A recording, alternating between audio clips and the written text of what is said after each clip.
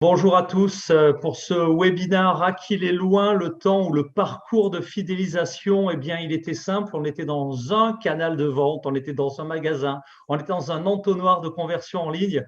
Mais voilà que l'omnicanal a, depuis quelques presque décennies, mais en tout cas quelques années, changé la donne. De plus en plus d'enjeux, de plus en plus de complexité et évidemment d'opportunités pour doper votre parcours de fidélisation et en faire un enjeu, la création de valeur et puis effectivement l'engagement du client qui est le Graal de toutes les organisations dans le retail. Alors pour en parler, on a beaucoup de chance aujourd'hui, rassemblés par CIMAG à l'occasion bien, de ce webinaire. J'ai grand plaisir à accueillir nos intervenants. Je vous les présenterai dans un instant, mais tout de suite, je vais laisser la parole pour une petite allocution d'ouverture, 1 minute, soyez rassurés, à Christophe Aurer. Christophe Aurer, bonjour, vous êtes le directeur général de CIMAG, bienvenue. On parle de parcours de fidélisation créateur de valeur et engageant. De quoi s'agit-il? Bonjour et merci. Alors, le débat va permettre d'y répondre, mais d'abord, je voudrais remercier Julien Bonnel de CIMAG qui a organisé ce webinaire avec la participation, vous allez les présenter après, mais de François Bonin de Casino, Augustin Denard, Prevancy et Jean-Michel Chenavas de Mercatel. Et ce que je voudrais dire, c'est que pendant cette expérience de confinement que l'on a tous vécu, les magasins nous ont manqué. Enfin, en tout cas, moi, ils m'ont manqué. Et comme beaucoup, j'ai consommé encore plus local, en particulier pour l'alimentaire. Et puis pour le reste, je me suis fait livrer. Alors, c'est ça les nouveaux parcours clients. C'est cette volonté qu'ont les consommateurs de pouvoir visiter, essayer, acheter, se faire livrer, se faire rembourser, échanger, où qu'il soit et quand il le souhaite. Fidéliser les consommateurs, à mon sens, c'est répondre à cette problématique. C'est parfois très complexe à mettre en œuvre, au risque de perdre les clients si on ne le fait pas. Voilà comment j'imagine qu'on peut introduire le débat d'aujourd'hui. Mais avant de commencer, et dans le cadre de la minute que vous m'avez fixée, je vais en terminer avec ça, vous savez que CIMAG a été racheté par Wind il y a un mois. Alors, j'ai le plaisir d'avoir avec nous Ismaël Ould, le jeune et charismatique fondateur et président de Wind, pour l'introduction à ce débat. Alors, sans plus attendre, je lui donne la parole. Ismaël, c'est à vous. Bonjour à tous, donc ravi d'être présent aujourd'hui. En effet, merci Christophe. Donc, la fidélité, c'est un nouveau métier pour nous chez Wind, mais qui est totalement connexe à notre enjeu principal qui est l'omnicanalité. Nous, l'enjeu pour faire un petit point juste sur cette stratégie d'acquisition, le pourquoi Wind a racheté CIMAG. CIMAG, c'est une formidable entreprise historique dans l'encaissement et dans la fidélité. Il y a près de 200 personnes qui sont capables de maintenir près de 80 000 caisses et solutions de promotion et de fidélité auprès de plus de 50 enseignes. Donc, c'est des talents qui sont rares et combinés en fait avec la force d'innovation de Wind et la plateforme technologique de Wind, on était vraiment convaincus qu'on est capable de faire 1 + 1 = 3 et donc de pouvoir offrir une nouvelle plateforme technologique basée sur le SaaS, le cloud, les microservices, avec l'expertise des hommes, parce qu'il faut pouvoir faire tourner avec les bons SLA toutes ces solutions, et en ajoutant la fidélité comme brique, en plus de nos métiers historiques chez Wind qui sont l'encaissement et la logistique, ça prenait tout son sens. Ravi également, voilà, l'objectif c'est d'offrir aussi une nouvelle perspective à CIMAG, et comme ce webinaire, c'est de pouvoir raconter les bonnes histoires et partager toute la valeur qu'on a aujourd'hui. Et je remercie également Casino et Relevancy et Mercatel qui sont des super partenaires. Merci. Merci beaucoup Ismaël, merci pour cette introduction. On va rentrer dans le vif du sujet avec un tour de table. On est gâtés, effectivement. Jean-Michel Chanavaz, vous êtes le délégué général de Mercatel. Explications et détails de l'organisation Mercatel dans un instant. Augustin Denard, vous êtes le VP marketing et e-commerce des solutions, e-commerce solutions chez Relevancy. François Bollin, bonjour. Vous êtes le directeur métier marketing et décisionnel du groupe Casino, et Julien Bonnel, vous avez orchestré ce webinaire et vous êtes le directeur offre du groupe CIMAG. Voilà, alors on va effectivement tout de suite rentrer dans le sujet. Jean-Michel, vous êtes vraiment un observateur de toute la profession. Donc cette profession, j'en parlais au tout début, nos deux intervenants qui ont inauguré ce débat insisté aussi sur les enjeux de la fidélisation. Donnez-nous un petit peu votre regard sur le sujet. Présentez-nous un petit peu les enjeux. En ce moment, il y a quand même eu la Covid, il y a des nouveaux comportements du consommateur, il se passe plein de choses. Est-ce que pour vous, la fidélisation et l'impact sur l'omnicanal de la fidélisation, c'est le gros sujet du moment? Alors moi, je dirais que la fidélisation, c'est le sujet de toujours. Hein. Comme c'est le sujet de toujours, c'est le sujet du moment.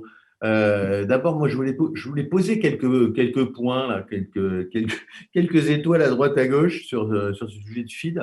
D'abord, je me souviens d'un maître. Hein, alors, comme moi, j'ai pas mal de cheveux gris, le maître, j'imagine qu'il n'en a plus des cheveux, lui, et qui disait la fidélisation, ça ne s'achète pas.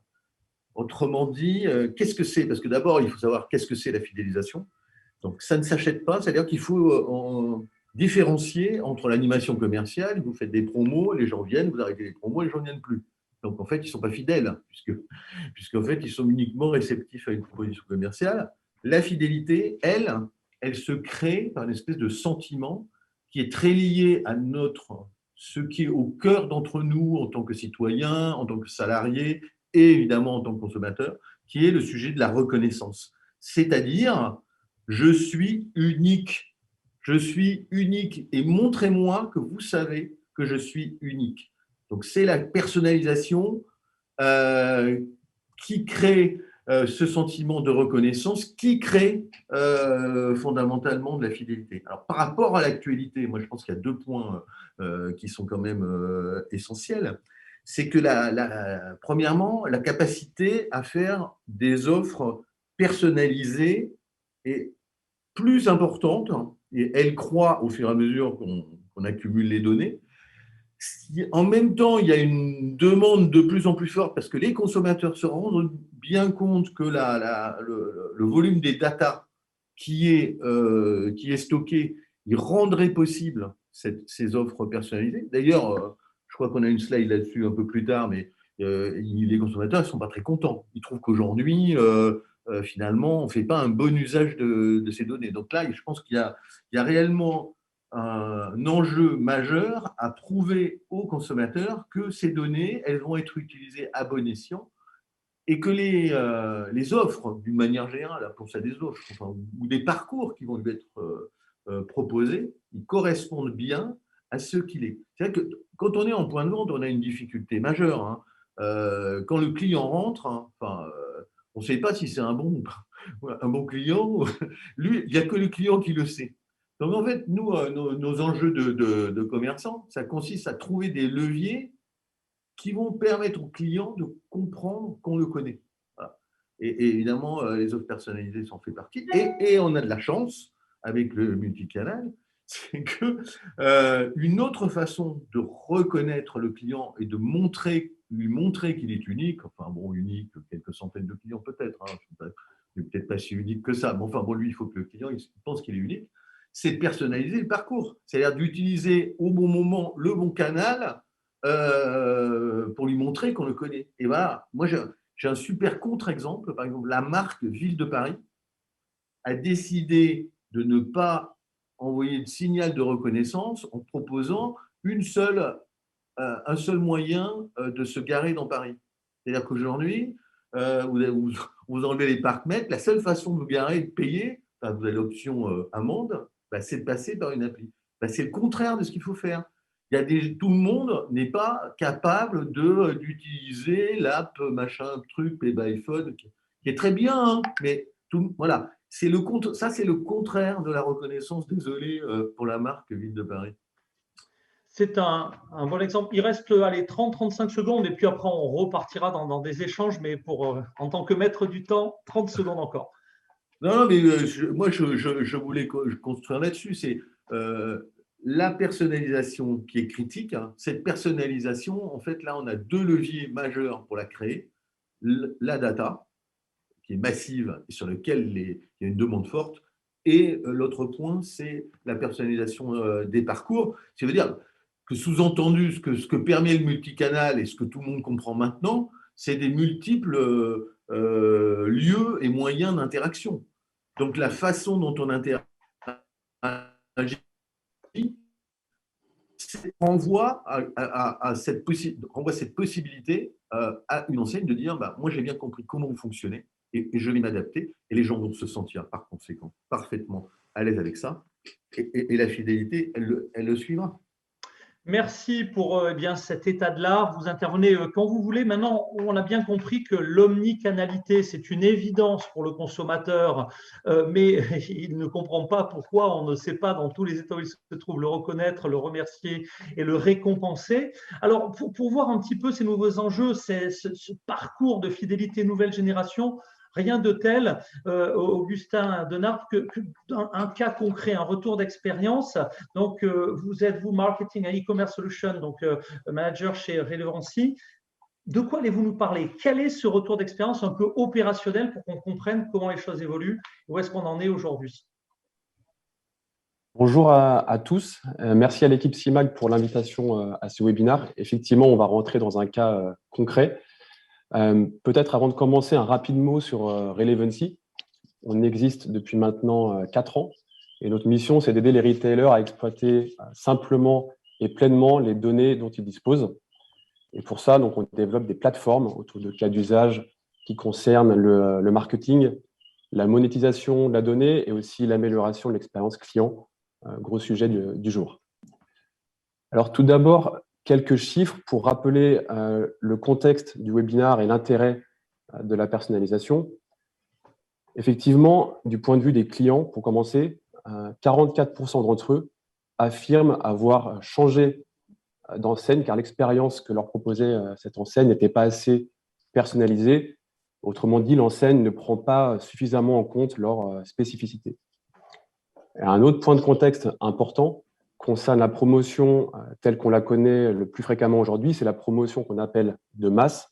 Concrètement, c'est essentiellement le prospectus que vous recevez dans vos boîtes aux lettres. Dans 60% des cas, ces promos, elles sont réalisées à perte. Autrement dit, l'investissement consenti en promotion, il ne génère pas de chiffre d'affaires incrémental suffisant. Ça, c'est un problème à la fois pour les marques et aussi pour les retailers. Et un autre problème de taille de la promotion de masse, c'est que sa diffusion, elle va être de plus en plus problématique, notamment en France, avec de nouvelles lois qui entreront en vigueur en 2023, des lois anti-gaspillage, et qui contraindront la diffusion des prospectus. Alors, la bonne nouvelle, c'est que la personnalisation, elle permet de répondre à ces différents enjeux, à la fois pour finalement davantage considérer le client, lui offrir une expérience qui lui ressemble, et aussi du point de vue des marques et des retailers, de manière à diffuser la promotion et la diffuser de manière, si possible, rentable. Alors, nous allons maintenant regarder comment les enseignes Casino se sont emparées de cet enjeu. En 2017, il y a du nouveau sur Casino. Alors, on va attendre 2 secondes avant de lancer la vidéo. Juste un rapide mot pour présenter le contexte. En 2017, cette enseigne a lancé son application Casino Max avec un double objectif, une double ambition. La première, c'est de créer un canal personnalisé avec leurs clients fidèles et répondre justement à cette attente de plus en plus forte de contenu personnalisé, de parcours personnalisé. Et le deuxième enjeu, c'est d'améliorer l'expérience client en magasin avec différentes fonctionnalités qui sont justement présentées dans la vidéo qu'on va lancer maintenant. Il y a du nouveau sur Casino Max. Aujourd'hui, je vous fais découvrir Scan Express, la nouvelle fonctionnalité de l'application mobile Casino Max. D'abord, j'ouvre mon appli Casino Max. Je regarde toutes mes promos disponibles et j'active mes coupons. C'est parti, direction mon magasin préféré. Je scanne directement mes articles avec mon mobile. Tout apparaît sur mon écran, le produit, le prix, la promotion. J'ai fini mes courses. Je confirme mes achats et voilà, j'ai tout ce qu'il me faut et je n'ai plus qu'à finaliser. Je confirme avoir scanné tous mes articles et souhaite payer mes courses. Je me rends à une caisse réservée Scan Express. Pas de queue, une hôtesse est là. Rien à ressortir de mon cabas. Je choisis de payer avec mon application. Un code barre apparaît sur mon écran. C'est bon ? Et voilà, c'est fini. Avec Scan Express, fini les efforts, l'attente aux caisses, les tickets qui débordent du portefeuille. Mes courses, c'est simple comme bonjour. Au revoir. Donc cette rapide vidéo, elle permet de comprendre ce qu'a voulu mettre en place Casino. Et derrière cette application, l'enseigne, elle a combiné les forces de deux solutions. La première, c'est la plateforme de promotion personnalisée Relevancy pour apporter le contenu personnalisé. Et la deuxième, c'est le socle CIMAG qui permet d'orchestrer cette promotion avec les différents points de vente. Si on commence par la plateforme Relevancy, cette plateforme, elle permet de répondre à deux cas d'usage de la part des enseignes. Le premier, c'est de collecter simplement des coupons et des investissements de la part des fournisseurs. Le principe, il est très simple, c'est que plus le distributeur, plus l'enseigne a de contenu à personnaliser, et meilleure sera la personnalisation pour le client, parce qu'on est capable de couvrir les différents besoins. Et donc concrètement, les équipes Coca-Cola, Erta ou Ricard, elles peuvent se connecter à la plateforme et venir créer elles-mêmes les coupons qui seront ensuite acheminés jusqu'au client Casino. Donc, ils vont pouvoir définir dans cette plateforme un ciblage, par exemple pour cibler des clients qui achetaient leur marque mais qui ne l'achètent plus. Et ils vont également pouvoir définir un budget, comme ils pourraient le faire sur des campagnes Facebook ou AdWords, par exemple. Et voilà, le résultat, ce sont les coupons que vous pouvez voir à la droite de l'écran. Donc ça, c'est le premier cas d'usage de la plateforme, générer simplement et massivement du contenu dédié à la personnalisation. Le second cas d'usage de la plateforme, c'est la personnalisation en tant que telle. Notre plateforme, elle est alimentée par les données transactionnelles des enseignes. Donc, on reçoit les données des clients fidèles. Et c'est grâce à cette donnée qu'on va pouvoir appliquer des algorithmes de machine learning qui vont nous permettre de distribuer le bon coupon, la bonne promotion au bon client, de manière à maximiser sa satisfaction. Donc, le socle CIMAG, il permet ensuite de déclencher cette promotion personnalisée lors des passages en caisse. Mais je laisserai François Bonin décrire plus précisément cette architecture dans quelques petites minutes. Si on passe sur la page suivante, en termes d'intérêt pour le retailer, il y en a différents. On a parlé en introduction du webinaire d'omnicanalité. C'est un des gros enjeux. Ce type de solution, il permet de diffuser un contenu qualitatif parce qu'il est personnalisé et de le diffuser dans l'ensemble des canaux du distributeur. Donc là, on voit par exemple une capture d'écran de l'application pour le parcours en magasin, mais aussi le client retrouve ces mêmes promotions qui se déclenchent également lors du passage en e-commerce ou en drive. Donc ça, c'est sur la partie omnicanal. En termes de chiffres, ce que l'on mesure tout d'abord, c'est un ROI de 5.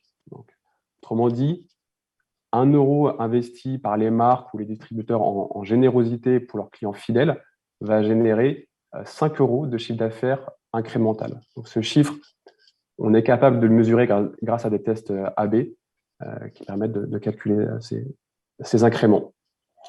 Et une autre manière de voir cette performance, c'est en se mettant, encore une fois, dans les bottes du client. En moyenne, les promotions personnalisées, elles ont un taux d'utilisation 5 fois plus important que des promotions génériques. Ça, c'est un chiffre aussi important. Ça permet de dire aussi qu'on est capable de diviser par 5 la pression promotionnelle sur les clients, tout en préservant le chiffre d'affaires pour les enseignes, et on sait que c'est un enjeu. Et dernier chiffre qui montre l'enjeu concernant la promotion personnalisée pour les clients fidèles, c'est que depuis 4 ans, les fournisseurs ils multiplient chaque année par 4 l'investissement qu'ils font sur ces promotions personnalisées. Et ça se fait au détriment de la promotion de masse. C'est vraiment le signe d'une tendance forte et installée. Je vais maintenant laisser la parole à François Bonin sur le socle CIMAG. Alors, on va voir le socle, hein, François. L'enjeu, c'est évidemment d'ouvrir un peu le capot, de comprendre ce qu'il y a là-dessous. Donc, c'est évidemment, vous êtes, vous, un CTO, comme on dit en bon français, un spécialiste de la tech. Nous avons évidemment des auditeurs qui sont très techniques. Et puis, si besoin, eh bien, si vous n'êtes pas totalement technique parmi nos auditeurs, n'hésitez pas tout à l'heure dans les sessions des questions de demander quelques précisions. C'est à vous. Oui, tout à fait. Bonjour à tous. Alors, comme Augustin le disait, on a démarré l'aventure avec Relevancy il y a 4 ans pour créer cette application multicanal. Donc, je rappelle, l'enjeu, c'est pas de refaire une application de e-commerce, mais c'est vraiment une application qui permette de favoriser, de faciliter les courses en magasin. Alors, j'ai essayé de découper en 3 grandes briques applicatives, parce qu'on a fait un assemblage en fait, hein, tout cela fonctionne par un assemblage un peu comme des Lego. Donc, vous allez retrouver côté client ce que j'appelle le front, tous ces outils. Donc, son téléphone mobile dans lequel il va retrouver ses applications mobiles. Donc, on a développé en langage natif. Et puis le navigateur, puisqu'on a aussi dû reporter une bonne partie des fonctionnalités sur le site pour ne pas non plus laisser sur le carreau un certain nombre de clients qui n'avaient pas forcément un usage, je dirais, élevé du mobile. Au cœur du réacteur, on va retrouver un socle qui, quelque part, va orchestrer toutes les fonctions qu'on va exposer au niveau du client. Donc, c'est là où on va gérer la sécurité, gérer toutes les connexions. Donc, on va parler d'API. Donc, API, il faut considérer ça comme des fonctions, des liens qu'on va tisser entre des applications et d'autres applications. Le site est connecté, donc on a essayé de faire une intégration la plus propre possible. Donc, les fonctionnalités du site n'ont pas été redéveloppées en parallèle. On a essayé de se connecter sur ce middle office. Et puis derrière, on va retrouver toutes les briques applicatives qui font la richesse fonctionnelle de Casino Max. Donc, on va retrouver évidemment au cœur du dispositif la brique CIMAG CLL. On va retrouver notre CRM. Alors, bon, on pourrait mettre le CRM dans CIMAG CLL. On a eu des partenaires qui l'ont fait, donc ce n'est pas une obligation. Mais nous, historiquement, on avait un programme de fidélité. Donc, les clients étaient gérés dans ce CRM. Donc, on s'est connecté sur ce CRM. Ensuite, on va retrouver l'encaissement, puisqu'il y a des fonctionnalités d'achat qui font qu'on est obligé de se connecter à notre système d'encaissement. Puis après, on va gérer aussi des briques partenaires. Donc, quand je dis des briques partenaires, c'est des socles applicatifs dont la DSI n'a pas la responsabilité entre guillemets directe. C'est pas nous qui développons, c'est pas nous qui hébergeons, qui maintenons, mais ça fait partie de, je dirais, l'écosystème. Donc, on va retrouver notamment tout ce qui est notification. Donc, c'est important. Les campagnes de notification permettent de capter, de toucher le client en temps réel. Donc, c'est aussi un grand plus d'un point de vue communication, d'un point de vue marketing. Et puis, deux briques clés qui ont notamment été illustrées dans la petite vidéo qui a été présentée, c'est tout ce qui est paiement. Alors, ce n'est pas un paiement de proximité, ce n'est pas un paiement en ligne, c'est vraiment un paiement un petit peu particulier, donc qui permet ce parcours atypique. On va utiliser le device du client pour faire du self-scanning. Et sur le self-scan, on a réutilisé une des briques que nous avions, puisqu'on était parmi les premiers distributeurs à introduire le self-scanning, la petite scannette physique. Donc là, on a utilisé cette brique, toujours dans l'esprit de minimiser les efforts d'intégration, donc en réutilisant à chaque fois les briques des partenaires. Et alors, le maître mot là-dessus, c'est temps réel. Je dirais, toutes ces petites flèches en vert, c'est temps réel, temps réel.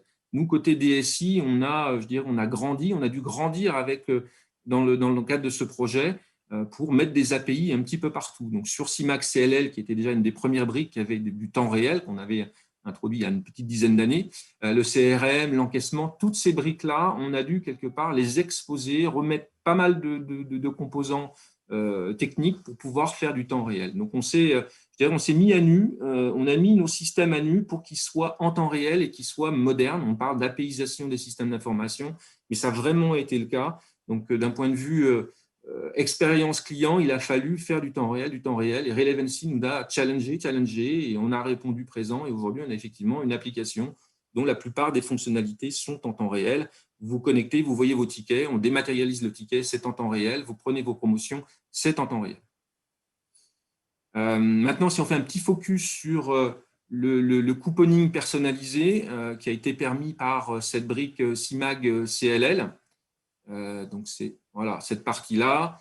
Donc pour faire le pendant de ce que Augustin expliquait, donc Relevancy va nous fournir, donc c'est ce que j'appelle une intégration entre guillemets semi-automatique.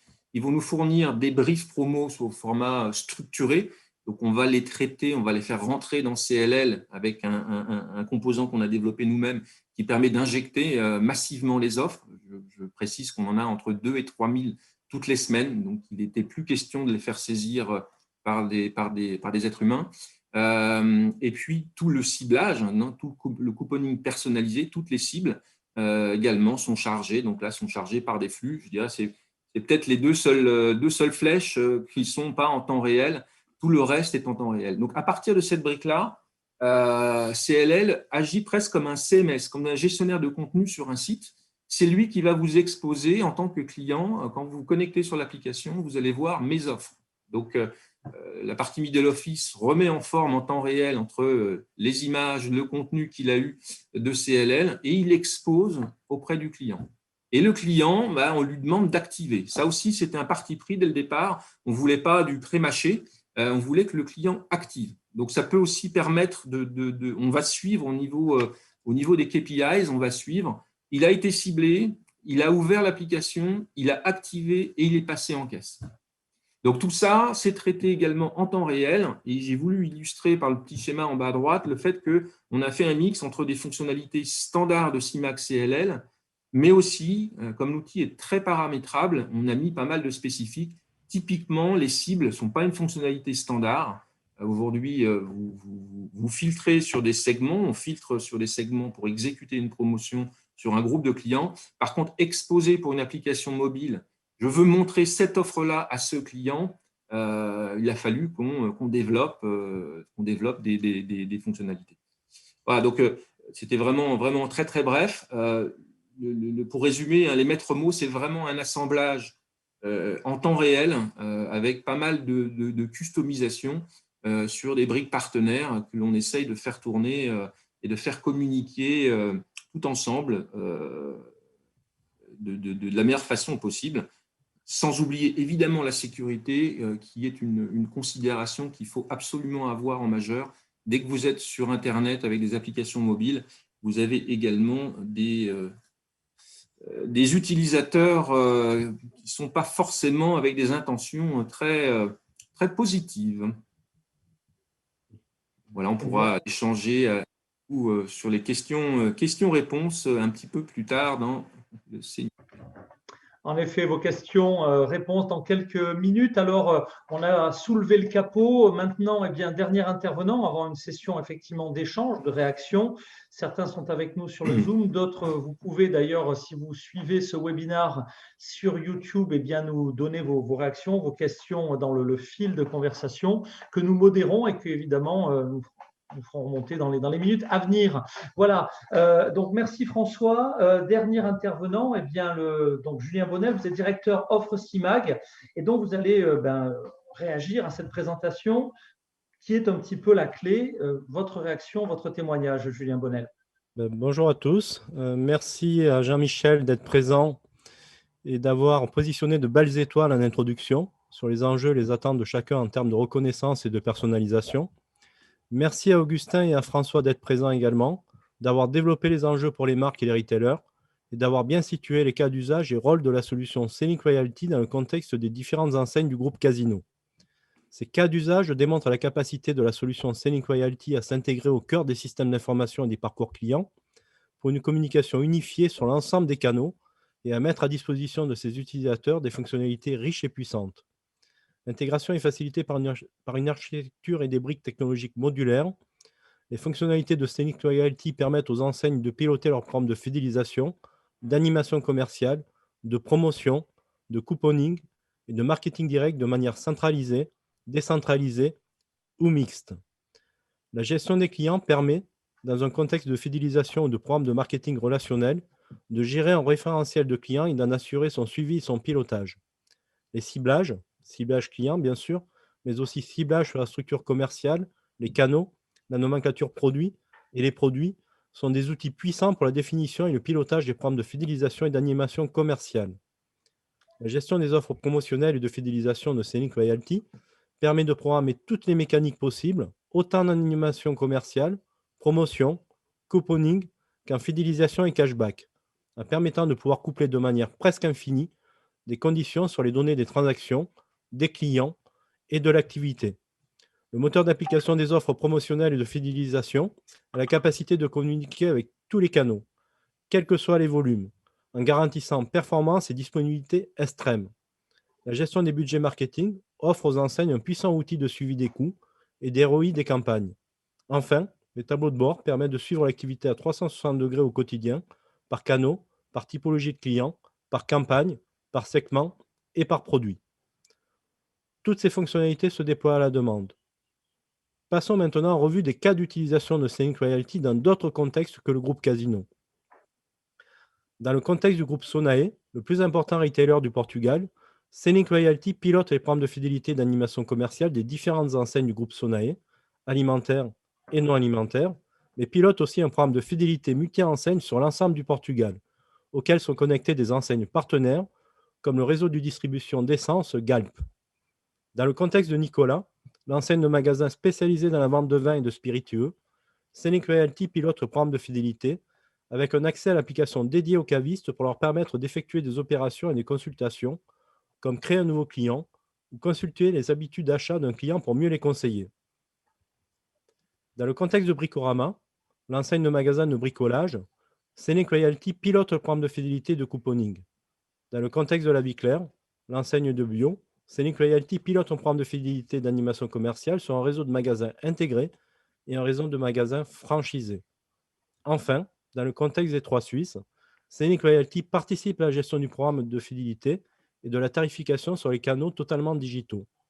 Au total, ce sont plus de 2 milliards de transactions qui sont traitées annuellement par Scenic Loyalty, plus de 7 800 magasins et 40 000 points de contact qui lui sont connectés dans 7 pays, avec des temps de réponse moyens de 50 millisecondes. Maintenant, place au débat et aux questions-réponses pour aller plus loin dans les parcours de fidélisation, créateurs de valeur pour les enseignes et engageants pour les clients. Marc-Lionel, je vous redonne la main pour animer notre débat. Merci en tout cas pour ces éléments d'introduction. Alors Arnaud, par exemple, nous a rejoint bien directement sur le Zoom. Arnaud, si vous souhaitez intervenir, poser des questions, eh bien, il vous suffit d'enlever le mute et de brancher votre caméra. D'autres acteurs, eh bien, suivez des questions directement, enfin, posez des questions directement sur le fil YouTube. Et puis Barthélémy est avec nous. Barthélémy a modéré un petit peu les questions. On l'a préparé aussi, puisque lors de la préparation de ce webinaire, vous nous avez adressé quelques thématiques. Donc, où en sommes-nous? Est-ce que, par exemple, Arnaud, qui est avec nous sur le fil Zoom, a des questions? Est-ce que vous avez des questions? Je vais peut-être me retourner tout de suite vers Barthélémy. Barthélémy d'Anjou, est-ce que vous êtes connecté? Oui, bonjour Marc-Lionel. Bonjour à tous. Donc, on a quelques questions sur le Zoom. Donc, la première, c'est sur le contexte actuel. Donc, est-ce que le contexte actuel favorise la digitalisation et la personnalisation du parcours? Allez, qui veut répondre? Bien, toujours connecté avec nous, Jean-Michel Chalavas, Augustin Denard, François Bonin, Julien Bonnel, vous réagissez quand vous voulez. Alors, qui veut répondre à ce premier élément de question? Jean-Michel, je vois que vous avez enlevé votre mute, c'est à vous donc. On peut être plusieurs à répondre, hein, évidemment. Je ferai le lien, il n'y a aucun problème. Ça serait d'autant plus intéressant. Non, mais moi, je voulais soulever en fait un point là qui est en fait un espèce de paradoxe. C'est-à-dire que on voit bien dans quelle période on est. De plus en plus d'achats à distance. Ça veut dire potentiellement, si on le prend comme ça, de moins en moins de capacité à avoir une relation personnelle, parce que c'est vrai que le principal vecteur, on voit bien dans le luxe par exemple, le principal vecteur de l'expérience client personnalisée, de cet enchantement des clients qui naît en fait de l'étonnement, en fait, de l'étonnement. C'est process standard, qu'il a été traité, enfin, son cas a été traité de manière exceptionnelle. Au fond, évidemment, c'est beaucoup plus compliqué de faire ça à distance. Et pourtant, même des marques de luxe y arrivent par différentes méthodes. On voit que le luxe, par exemple, a réussi très bien, alors qu'il est certainement un lieu où la personnalisation et la nécessité de reconnaissance est la plus, parmi les plus importantes. C'est important pour tout le monde, mais là, c'est peut-être encore particulièrement clair. Le secteur du luxe, il a réussi à traverser la crise Covid, en fait, de manière très bonne. Donc, ils ont eu cette capacité à réagir, d'agilité, pour proposer des expériences personnalisées à distance. Et donc, on voit que le numérique, la digitalisation, c'est pas l'ennemi c'est pas l'ennemi de la personnalisation. Et moi, je ne suis pas à l'intérieur de ces grandes maisons, mais je pense que clairement, les données qu'ils ont sur leurs clients et sur leurs meilleurs clients, elles doivent être pour quelque chose dans ce niveau de succès. Après, évidemment, on imagine que c'est forcément plus compliqué de porter ça dans des enseignes qui ont des paniers quand même plus petits et aussi peut-être beaucoup plus de clients en nombre. Et pourtant, ça doit être l'objectif. Donc, en fait, ce numérique qui est là, omniprésent, et c'est vrai que pour beaucoup d'enseignes, notamment des enseignes alimentaires, ça n'allait pas de soi. Quoi qu'on en dise, avant la Covid, ça n'allait pas de soi. L'importance de l'omnicanal, qu'on avait multicanal, etc. Tout ça, c'était des mots. C'est en train de devenir une réalité, et c'est probablement, comme toujours, une grande opportunité pour les gens qui savent le saisir. Mais on a tous des exemples, contre-exemples de mauvaise utilisation. Par exemple, vous avez tous cette expérience où vous vous intéressez à un produit donné, et donc régulièrement arriver dans vos relations sur Internet, vous voyez arriver des propositions qui ont un rapport avec le produit. Mais personne pour le moment n'est encore foutu d'arrêter de pousser des choses quand l'achat a été réalisé. C'est bizarre quand même. Donc, encore des passerelles entre les systèmes d'information à bâtir pour que tout cela ait l'air aussi spontané que des relations commerciales en tête à tête. Sur ce sujet du contexte, qui veut réagir également? Alors, rapidement, parce qu'on aura peut-être d'autres réactions, d'autres questions. Barthélémy nous le dira dans un instant, mais François, Augustin, qui veut réagir? Ouais. On a tout dit sur le contexte.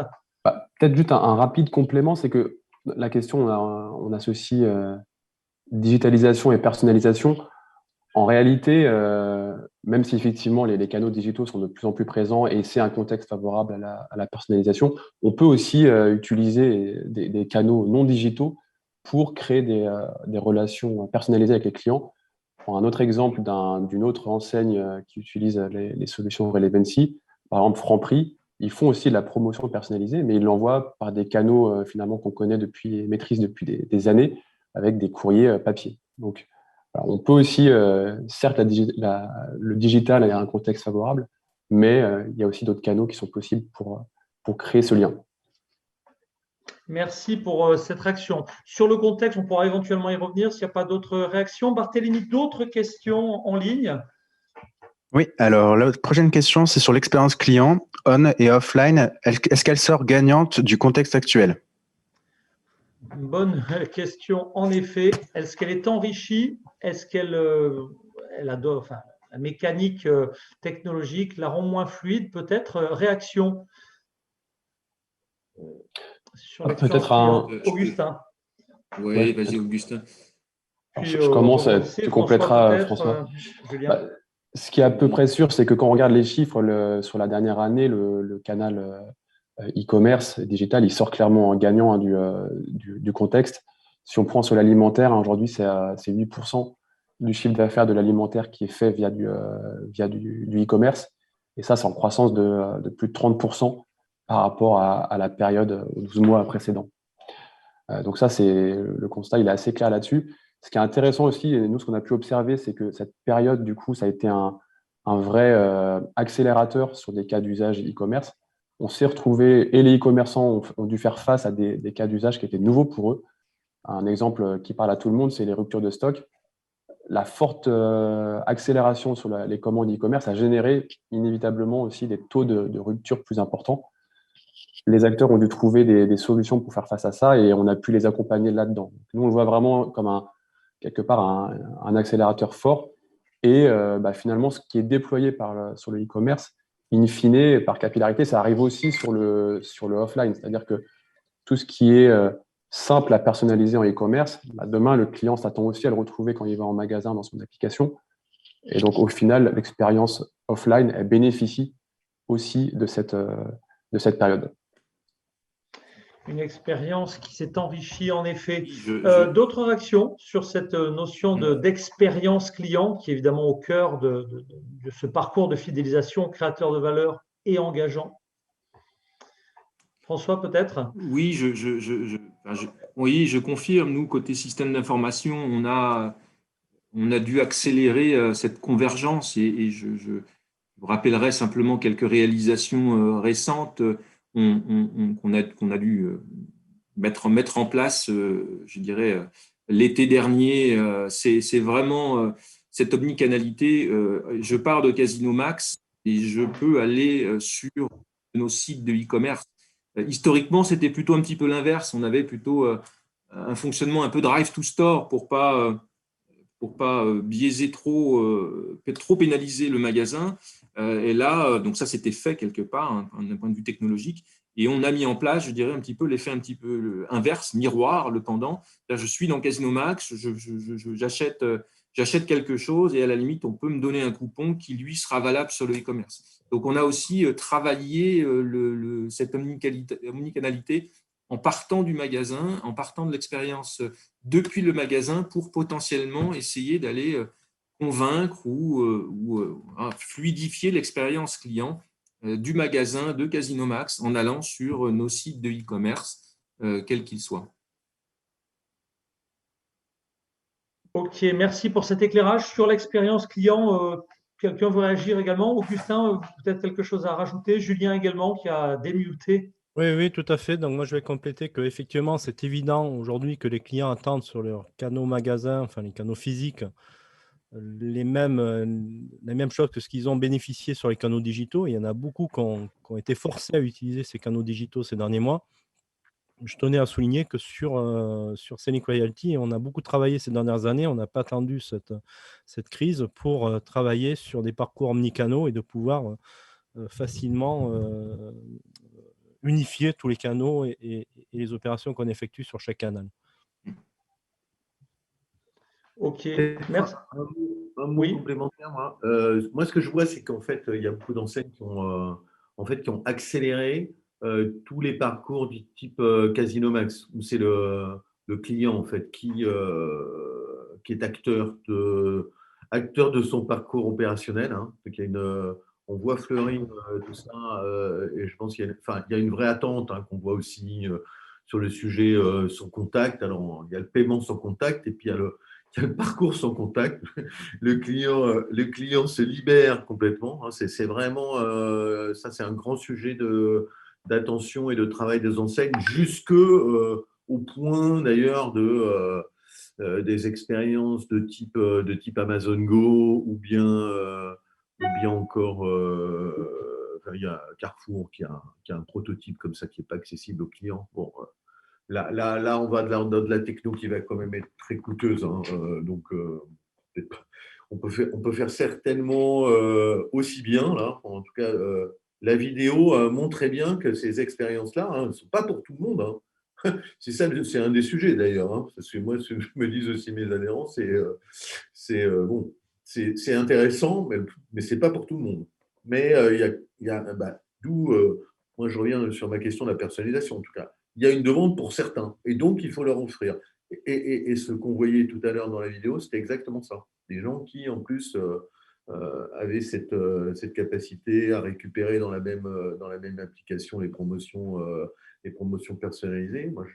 Là, on sent qu'il y a un champ qui, d'un coup, est en train de s'élargir et de s'accélérer. Alors, je n'ai pas de statistiques sur l'utilisation de Casinomax avant, après la Covid, mais en tout cas, on note par exemple au niveau de l'utilisation du paiement mobile. Donc là, les chiffres, encore un peu sous embargo de l'année précédente, c'est que le paiement mobile a été multiplié par un peu plus de 2, enfin plutôt 3 en un an. Alors ça reste des montants encore assez modestes, hein, si on prend strictement le paiement avec un téléphone, mais c'est quand même en très forte accélération. Ok. Merci pour cet éclairage. Barthélémy, d'autres questions envoyées en amont ou sur le fil, hein, n'hésitez pas, si vous suivez ce webinaire, à nous faire voir vos remarques, également vos réactions et à prendre part au débat. Arnaud, qui est également sur le Zoom, s'il le souhaite, peut également intervenir ou poser ces questions. Qui souhaite intervenir? Alors justement, on a une question de Arnaud sur la partie paiement. Quelles sont les qualités et les prérequis qu'on doit exiger d'un prestataire de paiement pour faciliter la mise en place de ces parcours omnicanaux et de fidélisation? Voilà, merci. Je vois qu'Arnaud avait démuté. Peut-être souhaite-t-il compléter sa question. Arnaud, est-ce que Barthélémy a tout dit? Est-ce qu'il a posé la bonne question? Oui, non, il a très bien posé la question. La question, c'est vraiment par rapport au paiement, de quoi on a besoin, qu'est-ce qui va permettre de faciliter ces intégrations dans ces parcours omnicanaux, dans ces parcours de fidélisation. Ouais, cette fluidité, cette facilité en permanence. Qui veut réagir? Et merci pour la question. Je vais peut-être prendre le point, oui. Ça a été une brique pas facile, c'est une brique assez complexe. Comme je l'expliquais, on est à cheval entre le paiement de proximité, de la monétique traditionnelle et du paiement type e-commerce. Et là-dessus se rajoute la contrainte DSP2 qui fait que la plupart des transactions vont devoir être validées sur le téléphone mobile du client dans son application bancaire.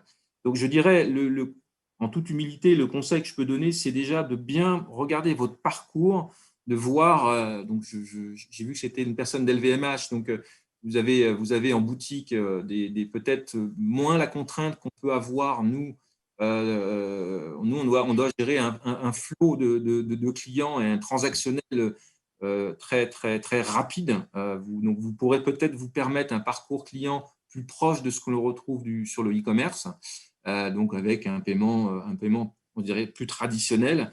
Voilà, posez-vous la question sur le parcours, comment vous l'imaginez en caisse, quelles sont vos capacités, quelles sont les capacités du réseau dans vos magasins, dans vos points de vente, et après, vous pourrez trouver le partenaire qui répondra un peu à ces contraintes. Nous, les solutions n'étaient pas si nombreuses que ça sur le marché pour pouvoir faire ce paiement un peu particulier avec un mode mixte online et offline que l'on retrouve en magasin. Très bien, merci. Et en termes d'organisation interne, de pilotage du sujet, c'est un sujet à la fois fidélité, IT, puisqu'il y a du travail d'intégration, c'est aussi un aspect très certainement trésorerie, finance. Comment vous avez, qu'est-ce que vous avez mis en place comme gouvernance pour piloter ce sujet et impliquer les différentes directions? Le sujet paiement ou globalement? Moi, je pense au sujet paiement, qui est habituellement plutôt un sujet piloté par la trésorerie ou la finance, mais sur les sujets fidélisation et parcours omnicanaux, on n'est pas en train de juste discuter de avec quelle banque on va travailler et comment on va réduire les fees. On est aussi en train de parler de comment on va intégrer, quelle solution peut s'intégrer à quel système. Et donc, ce n'est pas uniquement le trésorier qui va devoir… Bien sûr. Ça a été, rapidement, hein, moi j'ai pris une casquette de CTO avec Relevancy depuis le début, 4 ans, et historiquement j'ai traité tous les systèmes d'information, marketing, animation commerciale. Donc voilà, on a mis en place CIMAG, CLL il y a plus de 10 ans, donc voilà, donc j'ai une connaissance de ces systèmes et un côté opérationnel, et je suis monté à bord en faisant un petit peu je dirais l'architecte et le lien, le fil conducteur entre les équipes de Relevancy qui tiraient, qui innovaient, et puis tous les systèmes d'information avec évidemment après les métiers marketing chez nous, les métiers de trésorerie quand il a fallu effectivement valider. Mais on était, je dirais, derrière la locomotive, un petit peu en mode start-up. Et moi, je représentais entre guillemets l'ancien monde. Mais c'est ce qui a permis de bien fonctionner. Et tout le monde est sorti, je dirais, grandi. À la fois les équipes ici à Saint-Étienne, puisque on a dû pousser sur les nouvelles technologies.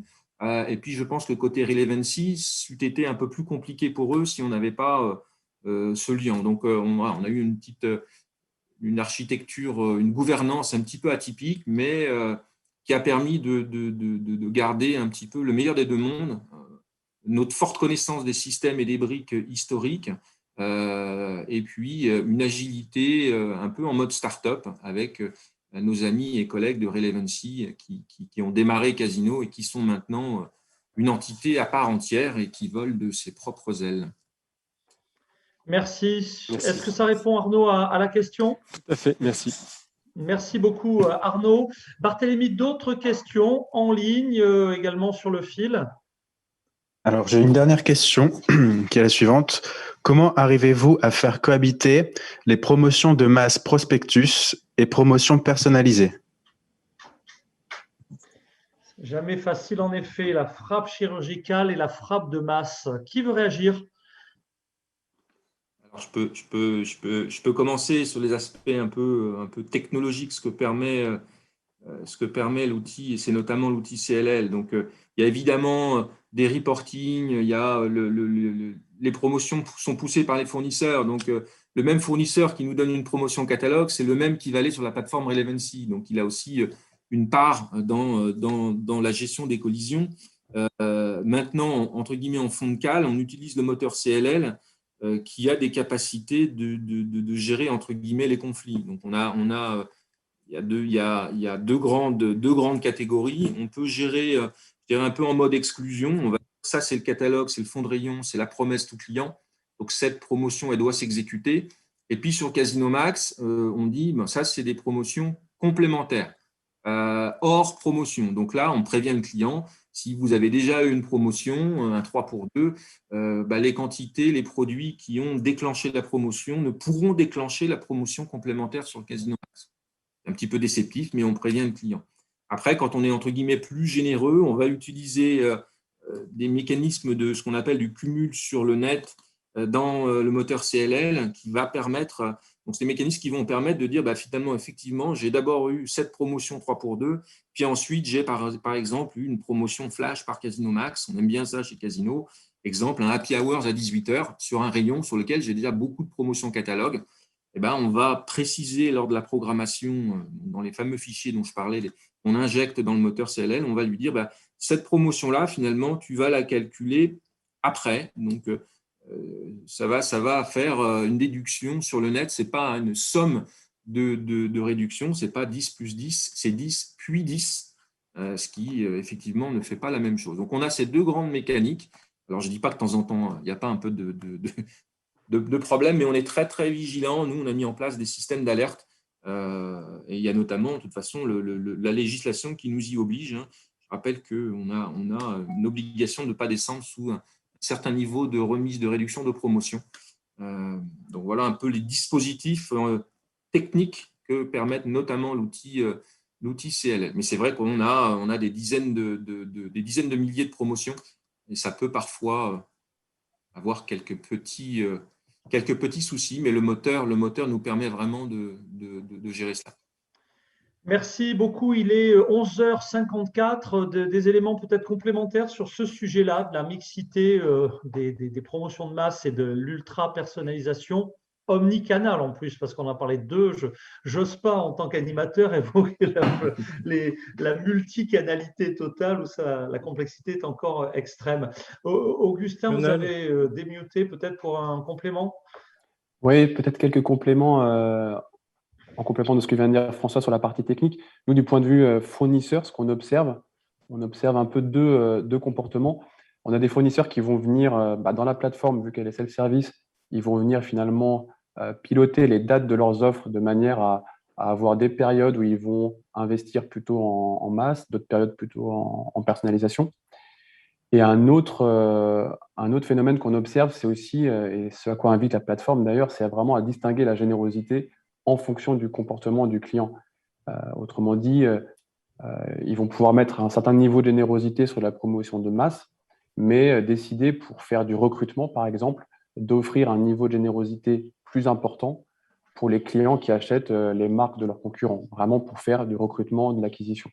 Et dans ce cas-là, effectivement, ce que décrit François est super pertinent parce que ça permet de distinguer la générosité qui va être déclenchée au niveau du client sans effectivement dépasser les contraintes que sont celles des EGA et de la générosité maximale que l'on peut allouer au client. Merci beaucoup pour ces éléments de précision. Alors, 4 intervenants pour cette conclusion. Il est 56. On va dire quelle précision mécanique. C'est aussi ça, les parcours de fidélisation bien maîtrisés. 1 minute pour chacun d'entre vous, entre 45 secondes et 1 minute. Pour le mot de la fin, peut-être un thème que vous auriez aimé évoquer et qui n'a pas encore été traité lors de cet atelier, ou au contraire, la synthèse des éléments que vous avez livrés pour bien réussir des parcours de fidélisation créateurs de valeur et engageant. Qui commence le tour de table? J'ai l'œil sur la montre. Vous ne faites pas les timides, je ne sais pas. Jean-Michel, Augustin, c'est parti. Ouais, je commence. Conclusion. Non, peut-être 2 choses. C'est déjà, on voit avec l'ensemble des présentations qu'on a eues aujourd'hui qu'il y a un écosystème qui est vraiment prêt et qui est propice à la personnalisation. Donc, quelque part, allez-y, il suffit juste de combiner les bonnes briques pour arriver à livrer cette personnalisation aux clients. Et puis peut-être un deuxième point, une réflexion aussi, c'est vraiment de bien réfléchir en amont aux différents cas d'usage que vous voulez offrir à vos clients. La personnalisation, elle peut se matérialiser de plein de manières différentes. Ça peut être au niveau du contenu dans une application, ça peut être au niveau des parcours e-commerce. Voilà, il y a plein de choses derrière ça. Donc la première étape, comme toujours, c'est vraiment définir vraiment ce à quoi on va arriver de manière à apporter les briques techno qui vont être appropriées. Merci à tous pour votre temps. Merci Augustin, merci pour ces éléments de retour d'expérience. Le tour de table des conclusions continue. C'est à qui? Oui, je vais prendre la suite. D'un point de vue système d'information, effectivement, les challenges sont nombreux et c'est de savoir bien jouer au Lego. Ça, c'est une qualité première. Avec des briques en temps réel. Donc, il faut savoir ouvrir son système d'information, s'appuyer sur les bonnes briques, maîtriser, puisqu'une application mobile ou un site Internet, ce sont quand même des gros volumes. Donc, on a dû, nous, faire très, très attention. Je donne un exemple. Vous faites une campagne de notification, vous vous retrouvez avec des milliers d'appels d'un seul coup qui n'étaient pas forcément prévus. Quand vous êtes en magasin, l'activité, elle est assez constante, vous savez la prévoir. Là, quand vous communiquez de façon omnicanale aux clients, vous avez des pics qui peuvent vraiment secouer. Voilà, ça c'est un premier point. Et ensuite, je terminerai quand même par n'oubliez pas la sécurité. J'en ai déjà parlé, mais il faut que la sécurité soit conçue dès le départ. Ce type de parcours vous expose potentiellement beaucoup plus qu'un programme de fidélité standard. Donc ça, il faut vraiment l'avoir également dans la conception de votre architecture dès le départ. Un grand merci François pour ces éléments et ce retour d'expérience très très opérationnel. Allez, on continue les tours de table de conclusion. Je vais continuer pour la partie outils, Donc, Julien. Donc pour moi, il est important pour les enseignes et marques d'avoir un outil tel que Stellink Loyalty qui leur permet une grande agilité dans la gestion et le pilotage au quotidien de leur programme de fidélisation et d'animation commerciale sur tous les canaux de manière unifiée. Donc ce qui est important, c'est l'agilité et traiter tous les canaux de manière unifiée. Au moins, c'est court, ça nous permet de rester totalement dans les délais. Jean-Michel, la conclusion des conclusions, lourde tâche que d'avoir sur vos épaules cette mission. Alors, du coup, tout a été dit, mais pas encore par tout le monde. Moi, je voulais ouvrir sur un sujet qui est de plus en plus regardé et qui va être créateur de fidélité, qui est le sujet RSE et en particulier le sujet environnemental. Hein. On voit poindre quand même avec des réglementations le thème de la dématérialisation. Hein. Donc, il y a beaucoup de papier encore dans ces affaires-là. À partir du 1er janvier 2023, il sera interdit d'imprimer systématiquement les tickets de caisse, les tickets cartes, les coupons dans les points de vente. Donc, c'est quand même bien important de disposer des solutions qui permettent, alors ça peut paraître évident, mais qui permettent cette dématérialisation. Et il y a toute une composante environnementale qui arrive, qui va aller, entre guillemets, pilonner, alors ça pourrait s'utiliser dans deux sens, la diffusion des prospectus, des magazines dans les boîtes aux lettres, etc. Enfin, donc il y a une dimension environnementale, la sous-jacente, qu'il va falloir absolument prendre en compte. Et on voit que toutes les institutions sont en train de se poser systématiquement sur ces sujets. Ça va venir sur la fidélité, en dehors même de la démat, cette question de la composante RSE. Figurez-vous que la Banque de France, par exemple, se pose la question de l'impact climatique de la circulation des billets et est-ce qu'elle doit aller plus loin dans la recherche de crypto-monnaies, de banques centrales qui remplaceraient les espèces. Et bien, il se pose la question de l'impact climatique. Moi, je suis sûr que ces sujets-là, et la façon dont ça va être pris en compte et montré aux consommateurs que c'est pris en compte, vont être critiques dans la fidélité des enseignes à la fidélité à une enseigne. Et Jean-Michel, voilà, c'est passionnant. En plus, ça ouvre évidemment peut-être sur d'autres sujets tout aussi passionnants.